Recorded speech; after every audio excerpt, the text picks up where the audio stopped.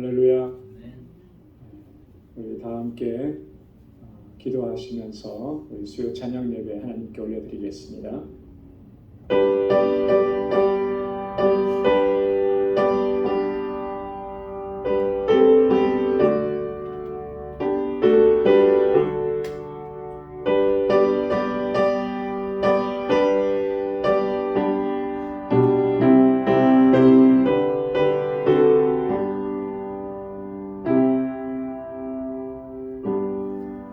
온 땅이여 하나님께 즐거운 소리로 발할지어다.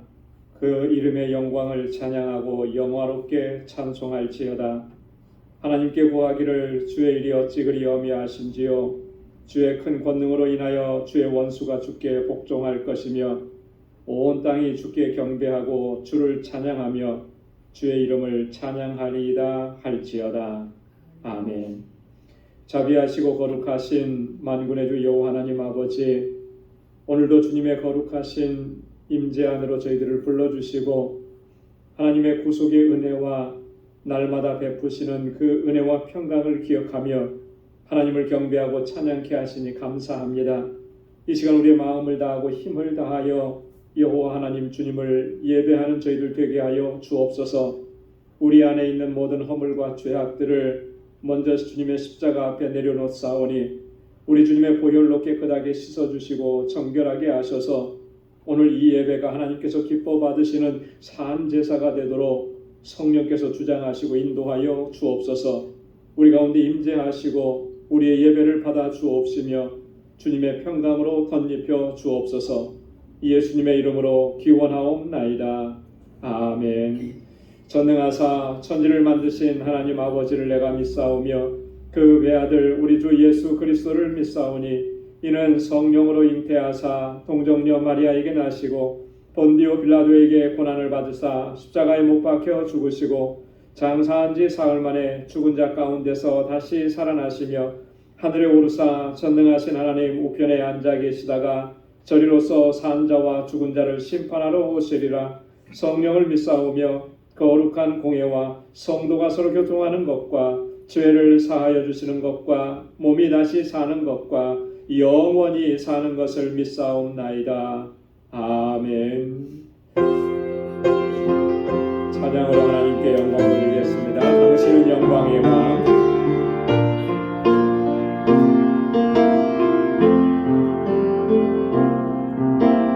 당신은 영광의 왕. 당신은 평강의 왕. 당신은 하늘과 땅의 주. 당신은 정의의 아들.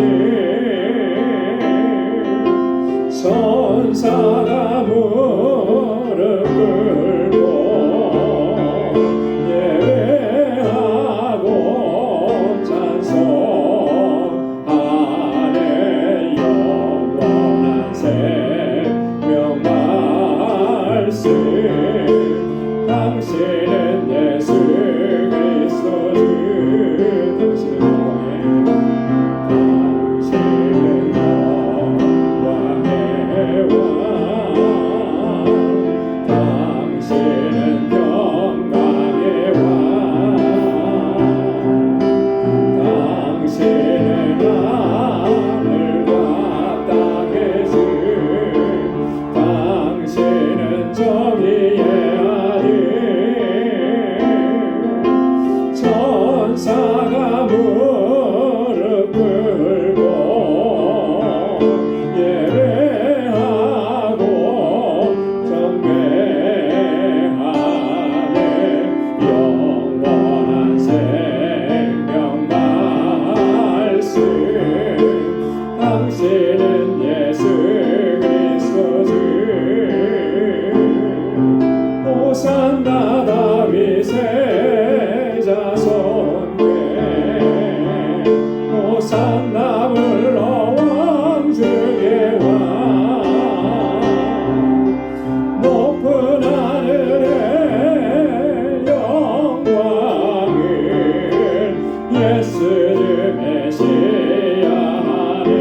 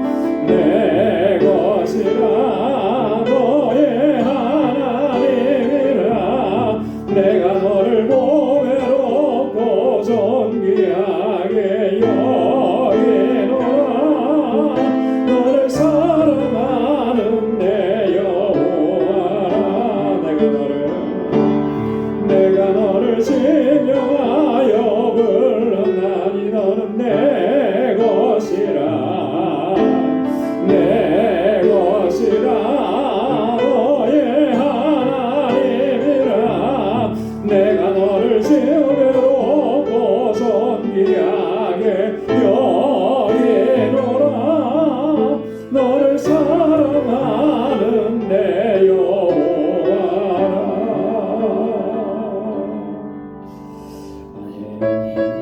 빈들의 마른 불같이 함께했습니다.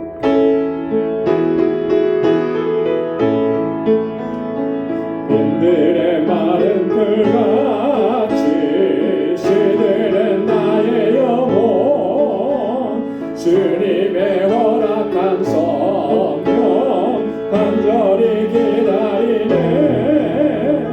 가물음에 마른 땅에 단비를 내리시네. 성령의 단비를 부어 새 생명 주옵소서. 반가운 빗소리 들려 산천이 춤을 추네. 봄비로 내리는 성령 내게도 주옵소서. 가물음에 마른 땅에 단비를 내리시네. 성령의 단비를 부어 새 생명 주옵소서. 절 따라 우로를 내려 조목이 무성하니 갈급한 내 심령 위에 성령을 부소서. 가물음에 마른 땅에 단비를 내리시네. 성령의 단비를 부어 새 생명 주옵소서. 참되신 사랑의 언약 어길 수 있사오랴. 오늘의 흡족한 일에 주실 줄 믿습니다. 가물음에 마른 땅에 단비를 내리시네. 성령의 단비를 부어 새 생명 주옵소서. 사들여 참되신 사랑의 언약 어길 수 있사오랴. 오늘의 흡족한 일에 주실 줄 믿습니다. 가물음에 마른 땅에 단비를 내리시네. 성령의 단비를 부어 새 생명 주옵소서.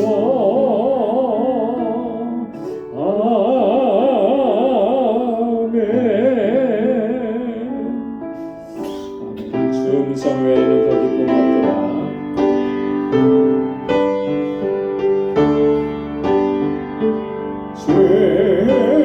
음성 외에는 더 기쁨 없도다.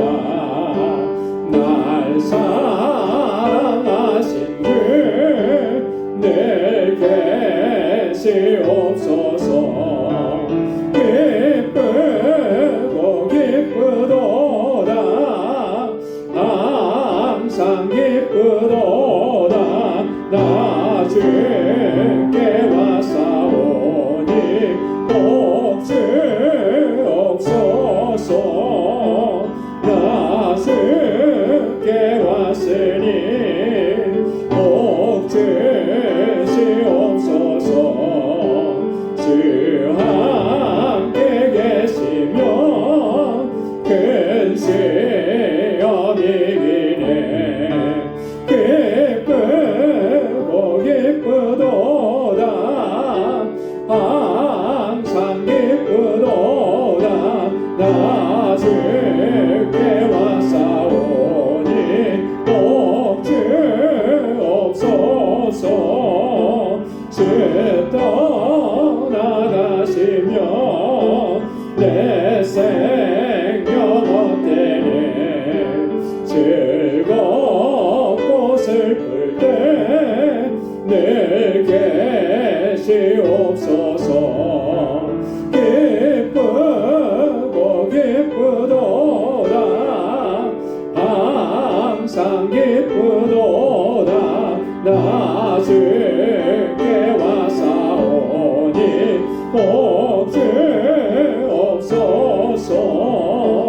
그 귀한 언약을 이루어 주시고 주 명령 따를 때 내게 시옵소서.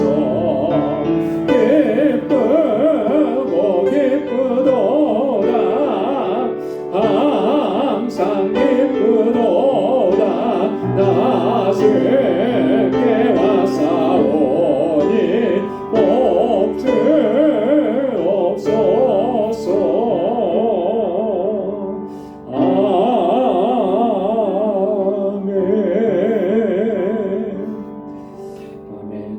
다 같이 통성으로 함께 기도하겠습니다. 우리 교회를 위해서 하나님께서 우리를 세워주신 그 귀한 사명들을 잘 감당할 수 있는 믿음의 공동체 되도록, 또 진정한 사랑의 공동체 되도록 하나님 세워주신 주의 일꾼들과 또 이곳에서 자라나는 우리 어린 신령들, 학생들, 청장년들, 또 저들을 지도하는 우리 교사들과 전도사님 위해서 함께 기도해 주시고, 또 우리 지체들을 위해서 기도하겠습니다. 지금 육신의 연약함 때문에 하나님의 치료의 회복의 손길을 기다리는 하나님 주의 백성들을 치료해 주시고 온전하게 회복시켜 주옵소서. 우리의 모든 염려와 근심 걱정은 다 주님께 맡기고 주님의 주시는 평강을 누리는 복된 삶이 되도록 인도해 주옵소서. 우리 지체들을 위해서 기도해 주시고 우리 선교지를 위해서 특별히 알라메다 방주교회와 또 우리 사역자들을 위해서 함께 기도해 주시고, 또 우리 사랑하는 형제 자매들 또 어려움과 고통 가운데서 하나님 지켜주시도록, 또 전 세계적으로 지금 많이 또 전쟁이 있고 또 평화를 잃어가는 이 시대에 하나님의 주시는 평화가 임하도록 우리 이 시간 다 같이 통성으로 함께 기도하겠습니다. 거룩하신 아버지 하나님 참 감사합니다. 오늘도 이 저녁에 저희들을 사랑하셔서 하나님의 거룩하신 임재 앞으로 불러주시고 이렇게 하나님을 찬양하고 예배케 하신 하나님 감사합니다. 하나님 우리의 마음을 다하고 뜻을 다하고 힘을 다하고 언제나 주님을 예배하는 저희들 되도록 도와주옵소서. 하나님 그 찾으시는 참된 예배자로 살게 하시고 믿음으로 살아내도록 인도해 주옵소서. 우리의 연약함과 우리의 어리석음을 불쌍히 여겨주시고 날마다 주님의 뜻 안에 온전한 순종으로 나아가는 저희들 되게 하옵소서. 우리 방주교회를 든든하게 세워주셔서 하나님께서 세우신 그 목적과 뜻을 온전히 감당하는 믿음의 공동체가 되게 하시고 하나님 이 세상에 세워주신 하나님의 귀한 일꾼들 기름 부어 세우셨사오니 능력으로 덧입혀주시고 언제나 주님 앞에 충성스러운 종으로 설 수 있도록 인도해 주옵소서. 하나님 우리 방주교회가 진정한 사랑의 공동체가 되게 하셔서 정말 서로 사랑하고 서로를 위해서 기도하고 그 손을 맞잡아주고 주님 아버지 주님의 나라 이룰 때까지 함께 달려갈 수 있는 저희들 되게 하여 주시옵소서. 아버지 하나님 영혼권의 사명을 잘 감당하게 하셔서 정말 하나님께서 찾으시는 영혼들로 이 전을 가득히 채울 수 있도록 인도해 주옵시고 아버지 하나님 이곳에서 자라나는 우리 어린 심령들 우리 자녀선들 사랑하는 학생들 청장년들 붙잡아 주옵소서. 저들이 정말 하나님 잘 경외하고 믿음으로 살고 이 세대를 하나님께로 돌리기는 하나님의 귀한 일꾼들이 다 되도록 도와주시고 저희를 위해서 수고하고 애쓰는 우리 교사들 우리 전도사님 능력의 장중에 붙들어 주옵소서. 우리 중고등부와 이엠이 날로 부흥하고 성장하게 하여 주옵소서. 하나님 세계 곳곳에서 지금도 복음을 전하는 하나님의 귀한 종들을 강건하게 붙잡아 주옵소서. 아버지 능력의 장중에 붙들어 주셔서 이 복음을 전하는 이 귀한 사명 온전히 감당하게 하시고 그 선교지마다 하나님 놀라운 역사가 일어나도록 하나님께서 역사하시고 주장하여 주옵소서. 우리 알라메다 방주교회 주님 세우셨습니다. 하나님 그 지역의 영혼들을 구원하는 구원의 방주로 견고하게 서게 하시고 아버지 하나님 이 사역을 위해서 하나님 주의 종들을 세우셨사오니 하나님 모든 사역자들 능력의 장중에 붙들어 주시고 하나님 은혜를 더하여 주시옵소서. 우리 방주교회가 정말 이 선교적 사명을 잘 감당하게 하시고 우리 한 사람 한 사람이 어디에 있든지 하나님 예수 그리스도의 증인으로 살게 하시고 그리스도의 아름다운 향기를 바라는 복된 삶을 살아가는 하나님의 백성들이 되게 하여 주시옵소서. 오 하나님 아버지 우리 사랑하는 성도들의 가정 일과 직장과 생업의 터전을 강건하게 붙잡아 주시고 아버지 하나님 정말 복에 근원된 삶을 살아가기에 부족함이 없게 하여 주옵소서. 모든 염려와 근심과 걱정은 다 주님께 맡기게 하시고 믿음의 길로 온전히 걸어갈 수 있도록 인도하여 주옵소서. 오늘도 주님 앞에 가지고 난 간절한 기도의 제목들 하나님 주님 보좌에서 들으시고 응답해 주시고 아버지 매일매일의 삶이 하나님의 임재를 경험하는 삶이요 주님의 놀라우신 역사를 경험하는 복된 삶이 되도록 인도하여 주옵소서. 오늘도 주님의 말씀 앞에 세워주심을 감사합니다. 우리 마음밭을 기경하여 주시고 주의 말씀으로 우리를 새롭게 하시고 새로운 결단과 각오로 나아가는 이 시간이 되도록 인도하여 주옵소서. 모든 것 감사하고 예수님의 이름으로 간절히 기도드리옵나이다. 아멘. 아멘. 할렐루야.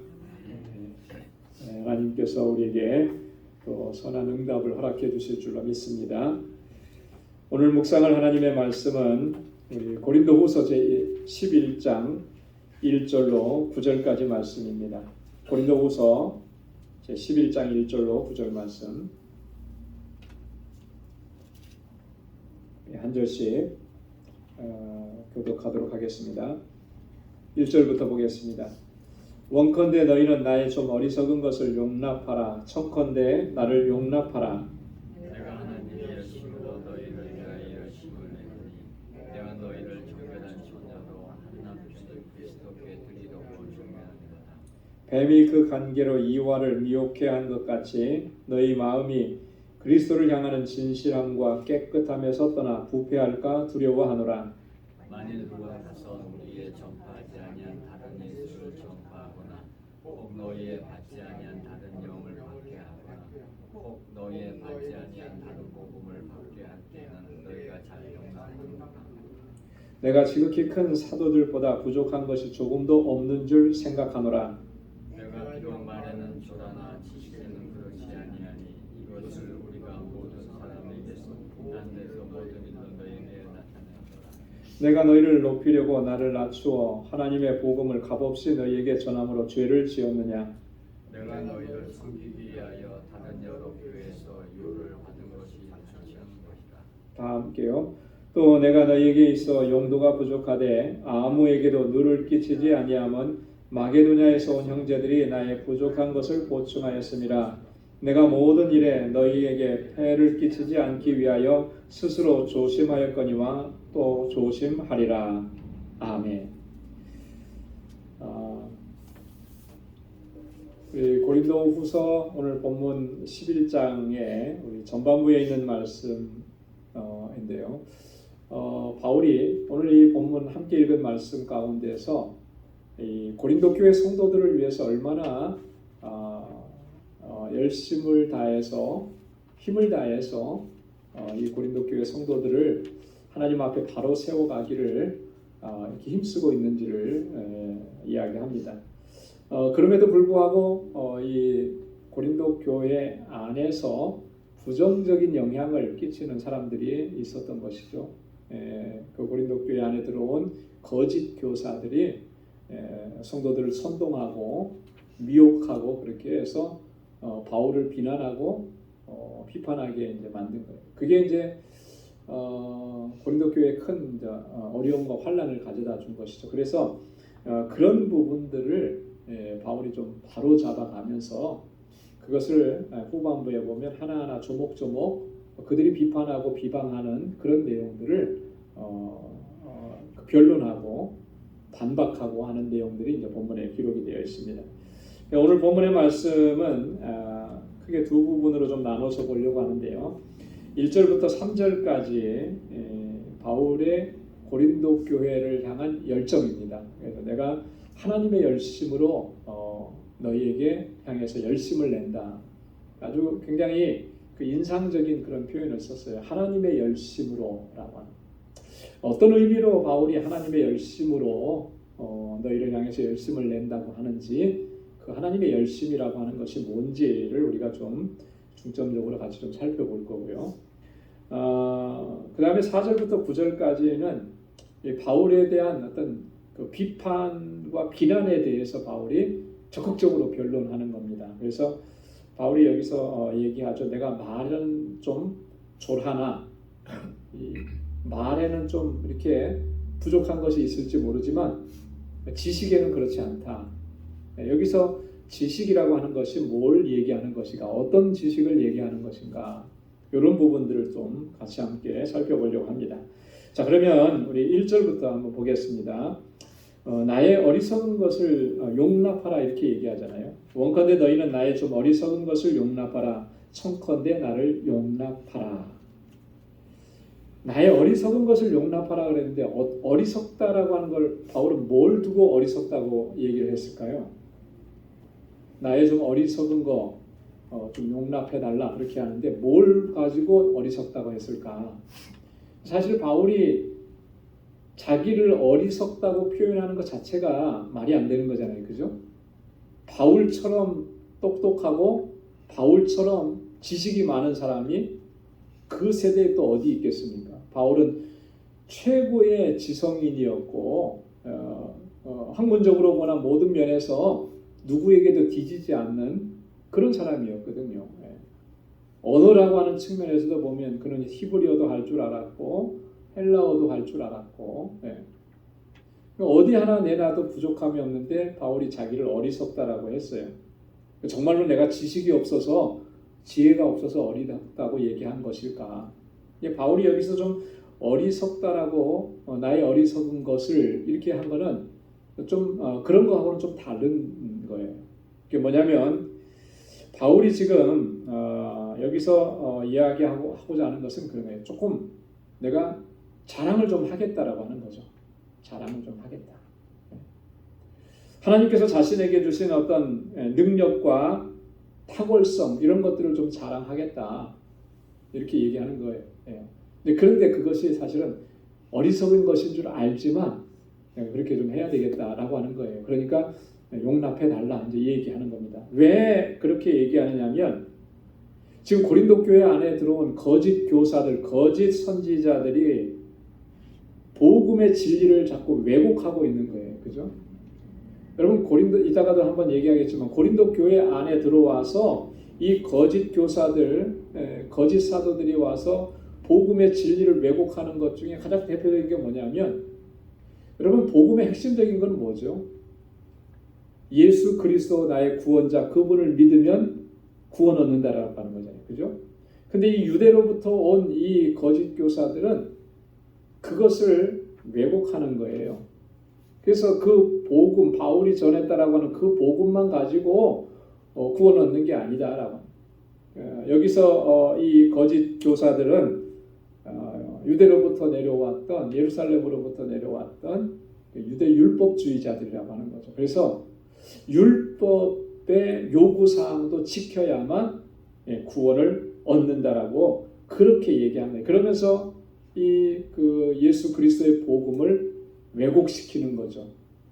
그러면서 고린도 교회 성도들을 잘못된 길로 지금 이끌어가고 있는 거예요. 이런 것들을 물리치고 다시 교회를 견고하게 세우기 위해서 거짓 교사들이 자신들을 자랑하고 자신들을 나타내고 그렇게 하면서 많은 고린도 교회 성도들을 선동했던 거, 그래서 교회가 힘들어졌는데 그것을 바로잡기 위해서 부득불내가 하나님께서 자신에게 주신 그 능력, 권세, 탁월성 이것을 강조해야만 하겠다라고 하는 그런 의미예요. 그런데 그것은 사실 어리석은 것인데 이렇게 할 수밖에 없는 이런 상황이니 여러분 나를 좀 용납해 주십시오 이렇게 얘기하는 겁니다. 왜 그러냐면 이 고린도 교회 성도들이 이 거짓 교사들의 이러한 행위들에 많이 현혹되었고 그걸 긍정적으로 평가하고 있기 때문에 바울이 부득불 이렇게 얘기하는 거예요. 그래서 나를 용납해달라. 용납해달라라고 하는 말은 나를 좀 참아달라. 내가 혹 자랑을 하더라도 그거 좀 참아달라 이렇게. 얼마나 오죽했으면 바울이 이렇게까지 했을까라고 하는 것을 우리가 여기서 생각해 볼 수가 있는 것입니다. 자, 그러면서 바울이 2절에서는 얼마나 내가 고린도 교회 성도들 여러분들을 위해서 열심으로 이 복음의 사역을 감당했는지 그걸 설명하는 거예요. 내가 하나님의 열심으로 너희를 위하여 열심을 내노니 내가 너희를 정결한 처녀로 한 남편인 그리스도께 드리려고 중매함이로다. 그렇게 얘기해요. 너희를 여러분들을 정결한 처녀로 그리스도에게 한 신부로 드리려고 내가 중매한다. 근데 그 일을 하나님의 열심으로 열심을 낸다. 그렇게 얘기하는 거예요. 여러분 여기서 하나님의 열심이라 그랬는데 그게 어떤 열심을 가지고 바울이 하나님의 열심이라 이렇게 표현을 했을까요? 여기서 그 열심이라고 하는 말은요 헬라어로 젤로스라고 되어 있어요. 젤로스. 영어에도 비슷한 말이 있죠. 젤러스, 그죠? 질투잖아요, 그죠? 질투. 자, 그러니까 바울이 여기서 얘기하는 하나님의 열심이라고 하는 말은 하나님의 질투로 그렇게 얘기하는 거예요. 하나님의 질투로. 여러분, 하나님은 질투하시는 분이십니까? 아니십니까? 성경에 보면 하나님은 질투하시는 하나님이라고 분명히 하나님께서도 말씀을 하셨어요. 어디에 기록이 되어 있느냐면 출애굽기 20장 5절 말씀에 보면 출애굽기 20장은 하나님께서 모세를 통해서 주신 십계명이 기록된 장이거든요. 그 십계명을 주시면서 두 번째 계명을 주실 때, 여러분 두 번째 계명이 어떤 계명이에요? 우상 숭배 금지잖아요, 그죠? 우상을 만들지도 말고 그것들에게 경배하지도 섬기지도 말라. 그러면서 그 5절에 가면 그렇게 하나님께서 얘기했어요. 나 여호와 너희 하나님은 어떤 하나님이라고요? 질투하는 하나님이다. 질투하는. 그러니까 바울이 지금 여기서 하나님의 열심으로 내가 열심을 낸다라고 하는 것은 하나님의 질투하심으로. 하나님께서 언제 질투하신다는 거예요?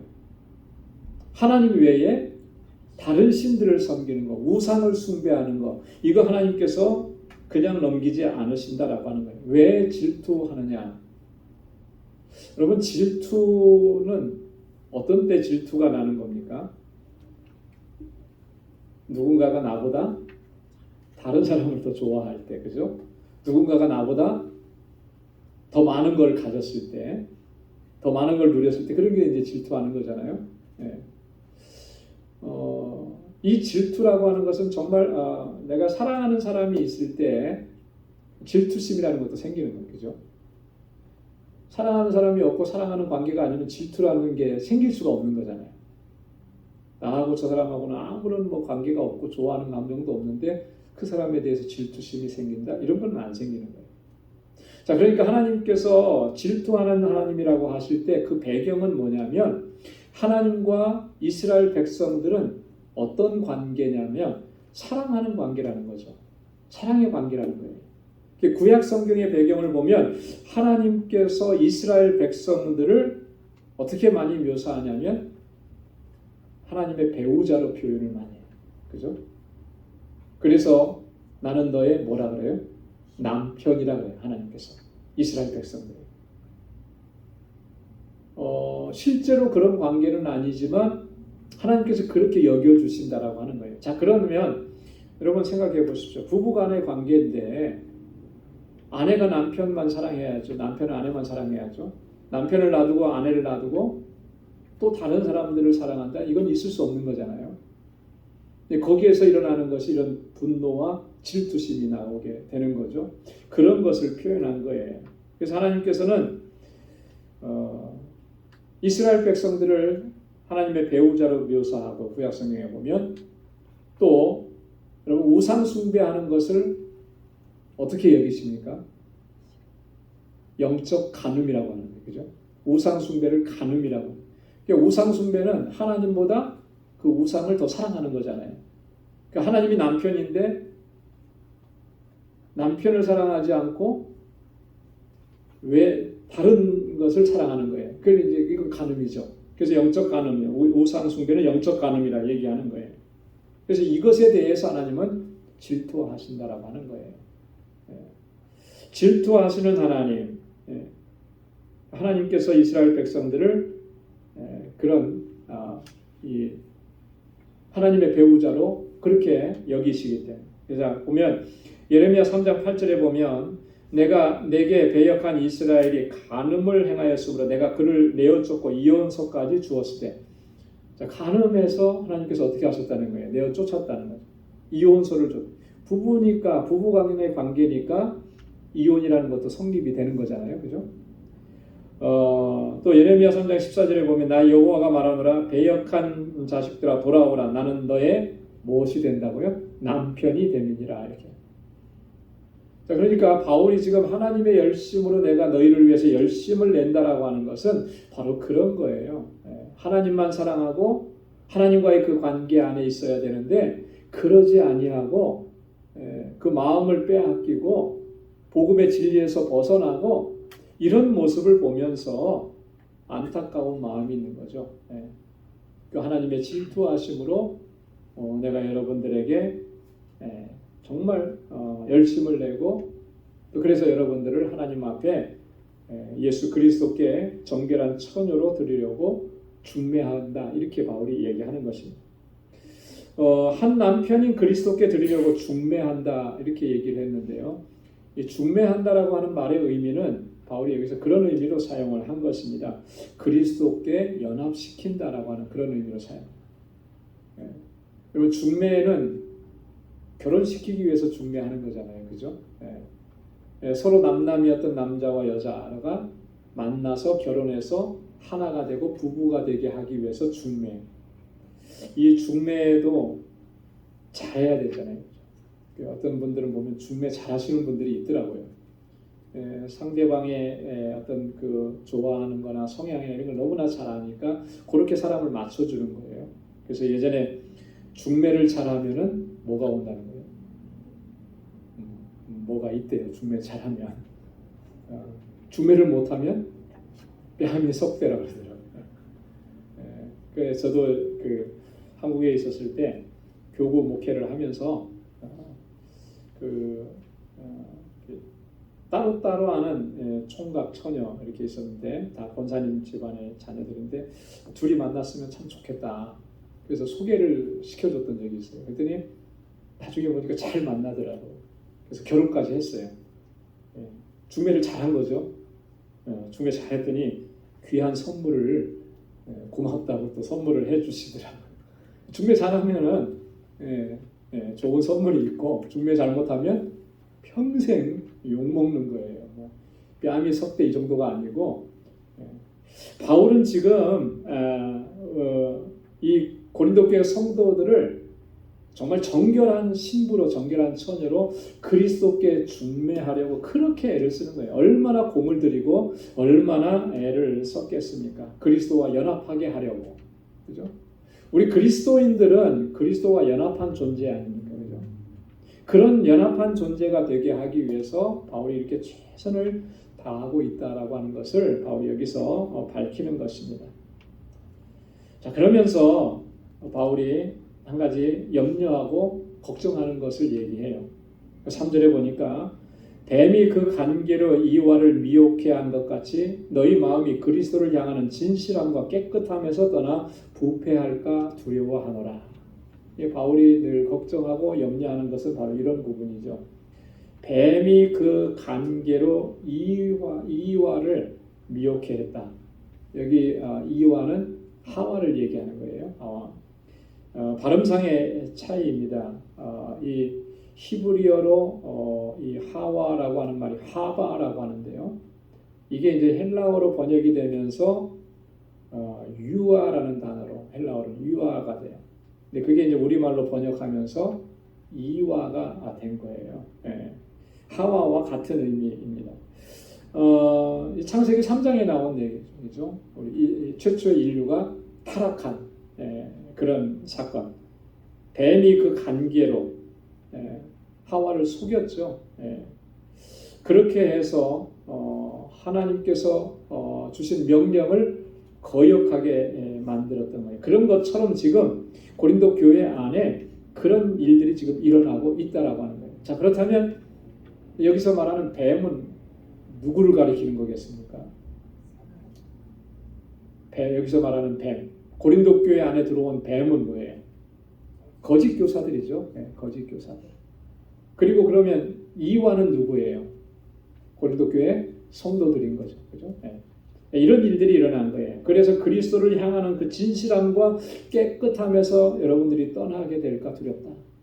여러분, 그리스도를 향한 진실함이라고 하는 것은 거짓이나 숨김이 없는 거예요. 신실한 걸 얘기하는 거거든요. 깨끗하다라고 하는 것은 이런 의미입니다.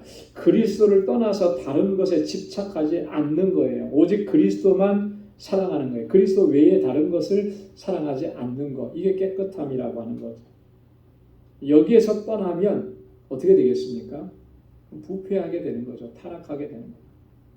하와가 하나님의 말씀만 소중하게 여기고 하나님의 임재만을 하나님과 함께 거하는 그 시간을 가장 소중하게 여기고 하나님의 명령을 소중하게 여겼다면 이렇게 부패하고 타락하지 않았죠. 그죠? 근데 하나님을 향한 그 진실함과 하나님만 사랑하는 그 마음에서 떠나버리니까 결국은 부패하고 타락합니다. 그래서 칼빈은 인간의 타락은 그 전적인 타락이다 그랬어요. 그래서 아담과 하와 이후에 태어난 모든 인류는 그 안에서 이 바늘만큼이라도 선한 것을 찾아볼 수가 없는 전적인 타락인 거예요. 그런 우리를 구원하시기 위해서 예수님께서 이 땅에 오셔서 그 십자가상에서 구속의 사건을 완성하시고 그리고 우리를 구원해 주신 것이죠. 이 그리스도를 향하는 진실함과 깨끗함이 항상 우리 안에 있어야 할 줄로 믿습니다. 그래서 이것이 없어지게 되면, 이것이 사라지게 되면 결국 모든 사람들은 다 부패하고 타락하게 되는. 하나님을 떠난 인간은 어떻게 되는가? 어떤 분이 그렇게 얘기하더라고요. 둘 중에 하나가 된다. 아니면 둘 다가 된다. 뭐냐면 하나님을 떠난 인간은 악하게 되든지 추하게 되든지. 그죠? 하나님을 떠난 인간은 악하게 되는 거예요. 하나님을 떠난 인간은 추하게 되는 거예요. 근데 추하고 악하게도 되는 거죠. 이렇게 될 수밖에 없는 거예요. 왜냐하면 부패하고 타락했기 때문에 그렇게 됩니다. 바울은 고린도 교회 성도들이 거짓 교사들의 이런 미혹에 빠져서 그렇게 되지 않기를 그렇게 간절한 마음으로 자신의 마음을 이렇게 표현하고 있는 것입니다. 자, 그 다음에 이제 4절부터 9절까지는 이 바울에 대한 어떤 그 비난과 비판 이런 것들에 대해서 바울이 이 아주 단호한 입장으로 자신을 변론하고 또 그리고 그런 일들을 행하는 거짓 교사들을 단호하게 처리하는 그런 내용들이 기록되어 있습니다. 자, 4절 보면 만일 누가 가서 우리의 전파하지 아니한 다른 예수를 전파하거나 혹 너희의 받지도 아니한 다른 영을 받게 하거나 혹 너희의 받지 아니한 다른 복음을 받게 될 때에는 너희가 잘 용납하는구나. 굉장히 이 고린도 교회 성도들에 대해서 안타까운 마음이 이제 이 속에 담겨져 있죠. 다른 예수 전하고 다른 영을 전하고 다른 복음을 전하는데 그거 다 용납하고 받아들여. 바울이 거기서 지금 예수 그리스도의 복음을 증거하고 떠나온 지가 얼마나 됐다고, 그죠? 이렇게 전하는 것들을 잘 여러분들이 받아들이고 있는 모습이 너무나 안타깝다라고 하는 그런 얘기죠. 여러분, 다른 예수, 다른 영, 다른 복음, 이게 뭘 얘기하는 것이겠습니까? 갈라디아서 1장 6절로 9절 말씀에 보면 아까도 말씀드렸던 유대 율법주의를 가리키는 거예요. 다른 예수라 그랬잖아요. 그러면 다른 예수라 그러면 바울이 전한 예수 외에 또 다른 실존 인물로서의 예수를 얘기하느냐면 그런 게 아니고 이런 거예요. 예수 그리스도를 다르게 믿는다라고 하는 거예요. 예수님 한 분을 두고 그 예수님을 어떻게 믿는지가 달라지는 거예요. 그걸 바로 얘기해요. 여러분 충분히 그럴 수 있죠, 그죠? 단적인 예로 우리 개신교와 캐톨릭 어떻습니까?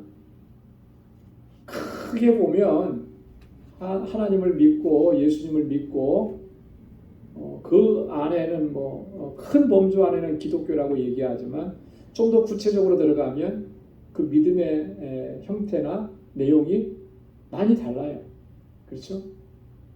가장 다른 것 중에 하나가 뭐예요? 우리는 우리의 중보자는 예수 그리스도 한 분밖에 없는 거예요. 그죠? 예수님만이 우리의 중보자예요. 근데 캐톨릭은 그렇지 않아요. 예수님의 위치보다 오히려 성모의 위치가 더 큰 거예요. 그러니까 여러분 보십시오. 이렇게 우리 주변에도 캐톨릭 신자들의 집들도 이렇게 보면 이렇게 그 가든에다 이렇게 조각상 같은 걸 하나씩, 그죠? 거기에 보면 어떤 조각상도 예수님이 크게 조각되어 있는 거 하나도 없어요. 그죠? 다 마리아가 조각되어 있고 예수님은 항상 뭐로 나와요? 아기로 이렇게 나오세요. 그죠? 그거 하나가 상징하는 게 뭐예요? 예수님보다도 예수님을 탄생시킨 마리아를, 성모 마리아를 더 높이고 있다라고 하는 거잖아요. 성모 마리아는 아주 절대적인 존재예요. 캐톨릭에서는. 이렇게 다르게 믿는 거예요. 다르기 때문에 우리는 다르다는 것을 뭐라고 표현을 합니까? 이단이라고 해서 이단. 그죠? 예. 다를 이 끝단. 그러니까 이단이라고 해서 다 싸그리 몽땅 다 다른 게 아니에요. 어느 정도는 뭐 어떤 이단의 특성상 뭐 차이는 있지만 최소한도로 제가 볼 때는 모든 이단들이 보면요. 한 60-70%는 다 비슷해요. 끝에 조금 다른 거예요. 근데 그 끝에 다른 것이 결정적으로 다른 거죠. 그게 문제가 되는 거죠. 완전히 다 다르면 그거는 이단이라고 얘기 안 하고 뭐라고 얘기할까요? 사이비죠, 사이비. 사이비.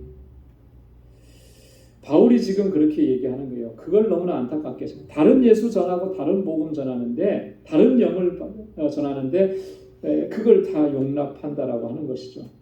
바울은요 이것에 대해서는 아주 단호합니다. 그래서 갈라디아서 1장 7절로 8절에 보면 다른 복음을 전하면 어떻게 하라고 했어요? 저주를 받을지어다 그랬어요. 바울이 지금 전한 예수 그리스도 그 복음을 전하지 않고 다른 복음을 전한다? 다른 복음이라는 건 없다는 거죠. 근데 그것을 얘기한다? 그러면 그 사람은 저주를 받게 될 것이다. 아주 단호해. 그게 바울이 지금 고린도 교회가 그러고 있는 모습들을 지금 책망하고 있는 그런 내용인 것입니다. 자, 그러면서 5절에 자신을 또 변론하죠. 내가 지극히 큰 사도들보다 부족한 것이 조금도 없는 줄 생각하노라 그랬어요. 지극히 큰 사도들이라 누구를 가리키는가? 예수님의 12제자들 또 그들 중에서도 예루살렘 교회에서 중추적인 역할을 했던 사도들을 얘기하는 것이겠죠.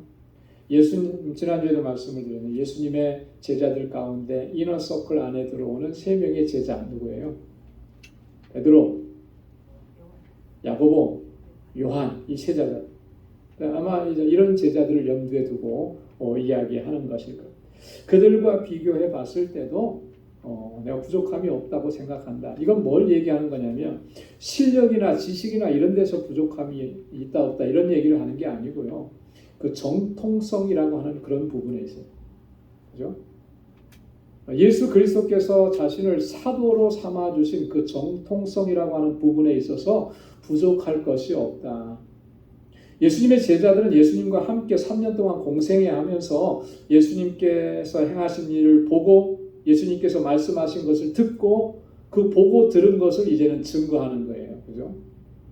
자, 그렇다면은 바울은 어떤가? 여러분, 우리가 바울은 어떻게 그리스도의 말씀을 받았습니까?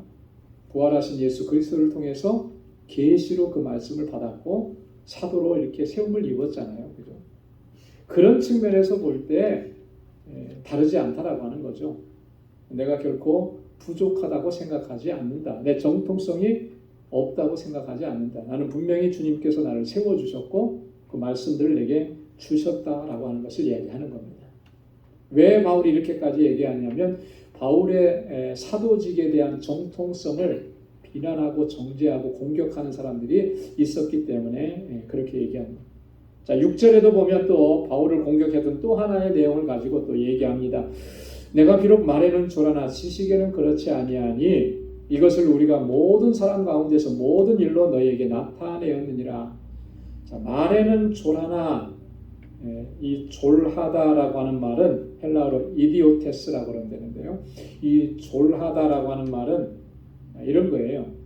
어떤 특정 분야에서 전문성을 가지지 못한 그런 사람, 전문적이지 않은 거를 얘기하는 거죠. 비전문가 이런 거예요.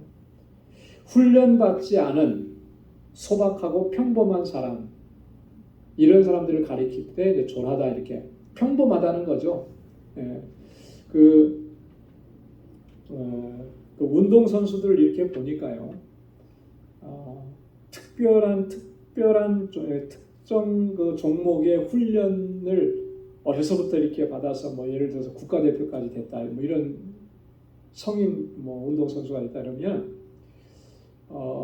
그 훈련 받은 10년, 20년 동안의 그 훈련 받고 그런 어떤 기술이나 이런 것들을 습득한 사람들의 그 능력을 일반인들이 그거 따라가지 못합니다. 가장 따라가지 못하는 것 중에 하나는 뭐냐면 체력적인 부분이에요. 여러분, 체력이라는 게 한순간에 생기는 게 아니잖아요. 그래서 이렇게 일반인 중에서 조금 뭔가 잘한다는 사람과 그렇게 선수 생활을 했던 사람하고 딱 비교해 보면 이건 비교도 안 되는 거죠. 뭐 잠깐 뭐 할 때는 비슷한 것 같은데 막상 정식으로 이렇게 경기나 이런 걸 해보면 그 차이가 엄청나게 나는 거예요. 아주 비교도 안 될 정도로 그런 차이가 납니다. 바울이 지금 여기서 말하는 졸하다라고 하는 말은 그런 것을 비교했을 때 의미해요. 근데 이게 바울이 정말 내가 말에 졸해서 그런 거냐 하면 그런 게 아니라 바울을 그렇게 비난했던 사람들이 있었던 거예요. 고린도 교회를 어렵게 어지럽혔던 사람. 고린도후서 10장 10절에 보면 고린도 교회 안에서 바울을 비난하는 사람들이 그렇게 얘기했습니다. 저희 말이 그 편지들은 중하고 힘이 있으나 그 몸으로 대할 때는 약하고 말이 시원치 않다. 그렇게까지 비난을 했던 거예요. 그래, 여러분들 말대로 내가 말이 좀 빗졸하다 하지만 지식에는 그렇지 않다라고 하는 거예요. 그 지식이라고 하는 말은 복음의 진리에 대한 지식을 얘기하는 거죠. 예수 그리스도를 아는 지식에 대한 것을 얘기하는 겁니다.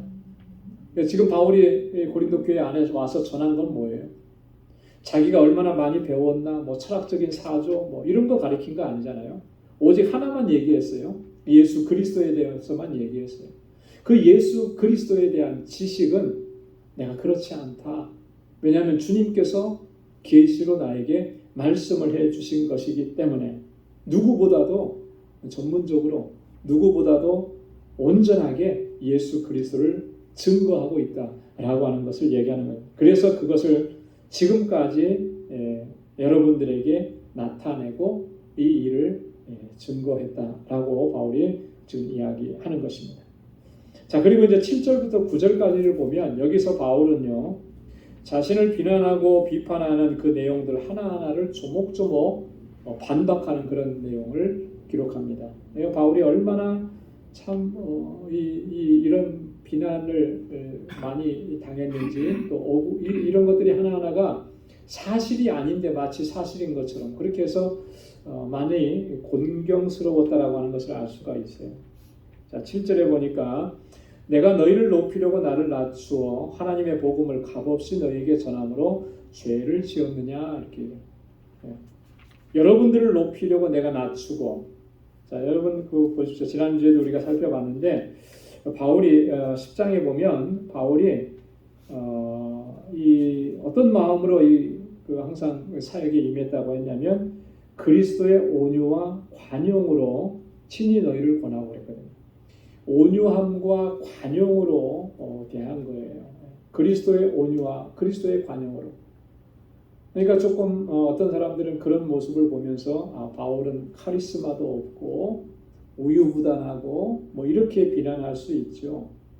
다 그렇게 한 이유가 뭐냐면 고린도 교회 성도들을 섬기기 위해서 그런 거예요. 그건 고린도 교회 성도들을 사랑하고 그들을 그만큼 배려하기 때문에 이제 이렇게 한 거죠. 고린도 교회 성도들 높이려고 오늘 본문의 말처럼 나를 가능하면 낮추고, 그죠? 더 낮추고 그렇게 하나님의 복음을 전하는데 값없이 그것을 전했다. 자, 그런데 이게 죄가 되겠느냐? 거짓 사도들은 바울의 이런 사랑과 배려를 그를 공격하고 비난하는 그런 도구로 사용한 거예요. 그리고 고린도 교회 성도들 가운데서는 상당수가 거기에도 동조를 했다라고 하는 거죠.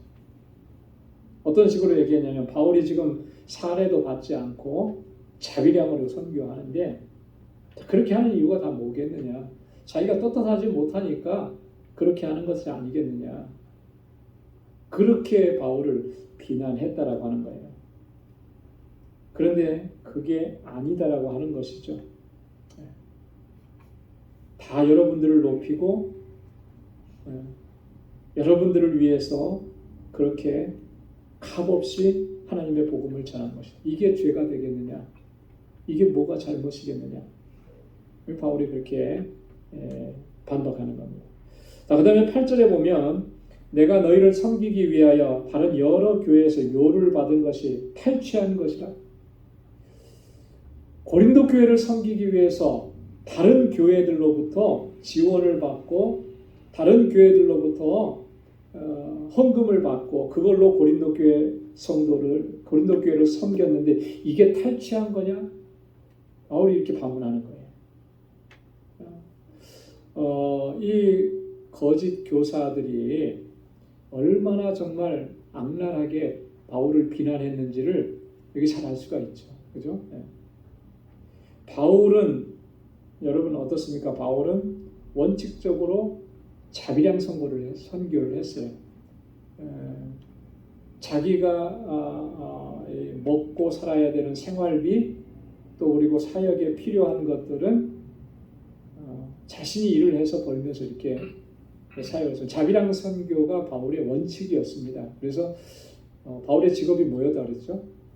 천막 만드는 직업이라고 그랬잖아요. 그래서 고린도에서는 바울이 누구를 만났습니까? 브리스길라와 아굴라를 만나죠. 이 사람들도 똑같이 그 일이 직업인 거예요. 거의 전문가들이에요. 그래서 같이 그 일을 하면서 고린도 교회를 세우고 섬기고 그렇게 했던 것이죠. 네. 자, 근데 그렇게 한 것이 이게 충분하면은 문제가 없었겠죠. 근데 이게 아무리 그렇게 해도 그 사역을 다 충당하고 감당할 수는 없었던 거예요. 그래서 바울이 먼저 복음을 전했던 마게도냐에 있는 교회 성도들을 통해서 많이 이렇게 헌금도 받고 그렇게 해서 그걸로 고린도 교회 성도들을 더 섬기고 세워가고 그렇게 했던 것이죠. 자, 그런데 이것을 두고 바울을 비난하는 자들은 그렇게 얘기하는 거예요. 바울이 탈취하고 있다. 이렇게 얘기하는 거예요. 이것처럼 사실 억울한 일이 어디 있겠어요. 그죠? 네. 그렇지 않다라고 하는 거예요. 요즘도 보면 우리 선교사님들이 세계 곳곳에서 선교하는데요. 지금은 자비량 선교하는 것이 그렇게 쉽지는 않아요. 물론 전문인 선교 사역을 하시는 분들도 계시는데 대부분의 선교사님들은 다 이 지교회에서 후원해 주시는 걸 가지고 사역을 감당합니다. 그러면 그렇게 후원받은 것을 가서 뭐 하시는 거겠어요? 본인들이 그거 가지고 뭐 편안하게 먹고 사시고 그러겠습니까? 아니죠. 그 선교지에 있는 교회와 성도들을 섬기는 일을 위해서 또 그 사역을 감당하는 거예요. 그런 원리와 같다라고 하는 것이죠. 바울이 이렇게 고린도 교회를 섬길 때 가장 많이 후원하고 기도해주고 도와주었던 교회가 빌립보 교회입니다. 마게도냐의 첫 성 빌립보. 그 교회가 그래서 빌립보서 4장 15절 16절에 보면 이 빌립보 교회가 얼마만큼 바울의 선교를 후원하고 또 함께 했는지를 알 수가 있습니다. 자, 그 다음에 9절에 또 마지막으로 세 번째 또 이렇게 얘기합니다. 또 내가 너희에게 있어 용도가 부족하되 아무에게도 누를 끼치지 아니함은 마게도냐에서 온 형제들이 나의 부족한 것을 보충하였습니다. 내가 모든 일에 너희에게 폐를 끼치지 않기 위하여 스스로 조심하였거니와 또 조심하리라. 용도가 부족하되, 그죠? 사역을 하는데 재정적으로 많이 부족했다라고 하는 거예요. 그럼에도 불구하고 어떻게 했다는 거죠? 여러분들에게 누를 끼치지 않고 폐를 끼치지 않기 위해서, 또 이 일을 위해서 마게도냐에서 온 형제들이 나의 부족한 것들을 채워주면서 보충해 줬다. 무슨 일을 하든지 여러분들에게 폐가 가지 않게 하기 위해서 내가 스스로 조심하고 또 조심했다. 이게 바울의 중심이라는 거예요. 이 마음을 가지고 고린도 교회를 섬겼고, 그러니 고린도 교회 성도들을 향한 그 애정, 이게 얼마나 크고 고린도 교회 성도들을 얼마나 사랑했겠습니까? 그런데 이렇게 바울을 비난하고 정죄하고, 이 모든 것들이 다 거짓 교사들이 들어와서 하는 그런 행태들, 이대로 그냥 놔두면 고린도 교회가 상당히 어려워질 수 있기 때문에 바울이 이렇게 단호하게, 또 때로는 반박하기도 하고, 그러면서 이 권고하고 또 고린도 교회 성도들을 권면하는 이런 내용으로 편지를 쓰게 된 것입니다. 여기서 우리 바울의 이 진심, 바울의 그 중심의 그 어떤 마음을 가지고 사역을 하는지 우리가 잘 살펴보면서, 우리가 또 주님의 일을 감당하고 또 선교의 사명을 감당할 때 바울이 보여줬던 그런 본을 가지고, 또 그 열정을 가지고, 그 뜨거움을 가지고, 또 그 진실함을 가지고 또 주님께서 주신 사명 잘 감당할 수 있는 우리 모두가 될 수 있기를 주님의 이름으로 축원합니다. 기도하겠습니다. 하나님 아버지, 감사합니다. 오늘도 이 저녁 저희들 하나님 이렇게 주님을 찬양하고 예배하게 하시며 하나님의 귀한 말씀을 또 들려주셔서 감사합니다. 사도 바울이 이 고린도 교회 성도들을 얼마나 사랑했는지, 또 저들을 하나님 앞에 정말 정결한 신부로 세우기 위해서 얼마나 그가 힘을 쓰고 또 기도하고 애를 썼는지를 오늘 이 말씀을 통해서 우리가 다시 한번 상고했습니다. 하나님, 우리는 그리스도와 주님과 연합한 자들입니다. 하나님, 진실함과 깨끗함에서 떠나서 부패해지는 일이 우리 안에 일어나지 않도록 성령께서 우리를 항상 붙잡아 주시고 주의 능력으로 인도하여 주옵소서. 우리에게 주신 그 귀한 사명들 하나님 우리의 최선을 다하게 하시고 우리 마음과 뜻과 힘을 다할 수 있도록 은혜를 더하여 주옵소서. 그래서 우리 방주교회와 우리 교회가 감당하는 이 모든 사역이 하나님의 뜻 안에서 온전해질 수 있도록 은혜 위에 은혜를 더하여 주옵소서. 우리 방주의 모든 권속들 하나님의 평강 가운데 지켜주시고 하나님 은혜 가운데 승리의 삶을 살아가도록 늘 붙잡아 주옵소서. 이제는 우리 주 예수 그리스도의 무한하신 은혜와 하나님 아버지의 크고 놀라우신 사랑과 성령의 위로 교통 충만하심의 역사가 하나님 앞에 귀한 또 신실한 일꾼으로 쓰임받기를 원하는 우리 방주의 모든 믿음의 권속들과 또 저들의 가정과 직장과 생업의 터전과 학업 위에 이제로부터 영원까지 함께 하시기를 간절히 축원하옵나이다. 아멘.